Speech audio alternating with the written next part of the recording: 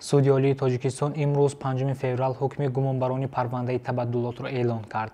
Радиои Озодӣ менависад, ки Ҳамроҳхон Зарифии собиқ вазири корҳои хориҷии Тоҷикистон ба 27 соли зиндон маҳкум шуда, бар асоси қарори суд амволи ӯ мусодира мешавад.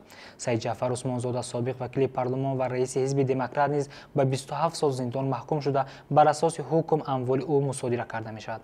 Суд Акбаршоҳ Искандаров, собиқ раиси Шӯрои олии Тоҷикистонро низ ба 18 сол зиндон бо мусодираи як қисмати амвол маҳкум кардааст. Инчунин Шокирҷон Ҳакимов, ҳуқуқшинос ва муовини аввали раиси ҳизби Социал-демократ, Аҳмадшоҳ Комилзода, собиқ муовини раиси ҳизби Демократии Тоҷикистон, Нурамин Ғанизода, полковники бознишастаи амният 18 сол ва Абдулфайз Атои, сардори пешини раисати вазорати корҳои дохилӣ 17 сол равонаи зиндон шуданд. Рӯзноманигор Рухшона Ҳакимованро низ суд 8 сол аз озодӣ маҳрум кардааст. Дар ин хусус ҳоло маълумоти расмӣ набуда, вокуниши ин чеҳраҳо низ маълум нест. Қаблан 8 январ прокурор аз Суди олии Тоҷикистон ба ин чеҳраҳо ҷазоҳои сангин аз 23 то 30 сол зиндон талаб карда буд. Боздошти ин чеҳраҳои шинохта аз моҳи июни соли равон пас аз дастгир шудани Саид Ҷаъфар Усмонзода оғоз гардида буд.